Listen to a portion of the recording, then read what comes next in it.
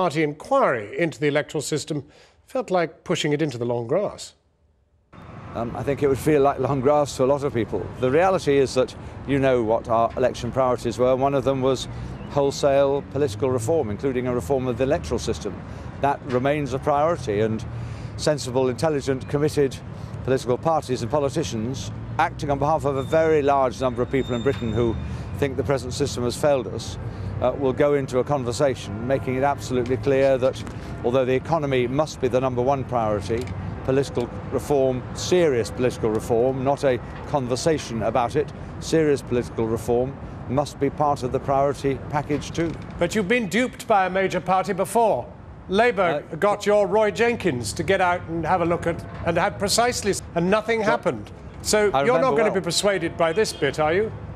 Well, I remember well that, John. I remember the election commitment of the Labour Party in '97. I remember the Jenkins Commission, and I remember the fact that once Lord Jenkins had reported there was no referendum. So no, we're no fools about this. We understand exactly the score. But you have to start the conversation in the proper way.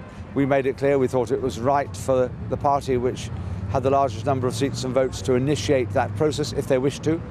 David Cameron has indicated he wants to have that conversation. We've accepted that those conversations will happen, but we have a clear set of priorities. It's the economy first, it's a fairer Britain in terms of taxes, it's investment in the green economies of the future, it's investment in children and political reform, and there are four major priorities. We're not going to change those just because we have a fairly light gloss first offer from the Tories. Do you see down the line actual seats in cabinet? Do you see coalition?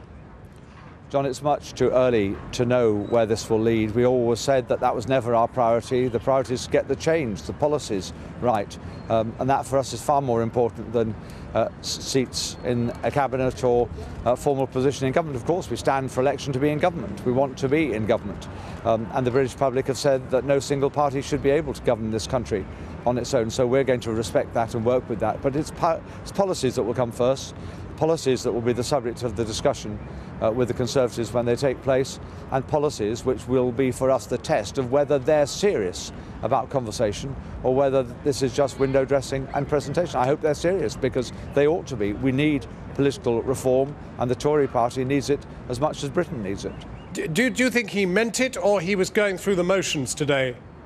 Well, I have no idea what's going through David Cameron's mind, but an intelligent party leader, realising what the electoral system has produced, would realise that he must move further than his party has moved before. Now, whether he can carry his shadow cabinet with him, whether he can carry his colleagues with him, remains to be seen. There are some pretty die-hard people in the Tory party, but that's exactly the point. That's exactly the point. And therefore, if you actually distill the one issue that you've been very firm about all your political lives, that of electoral reform, he surely has to offer much more than a commission.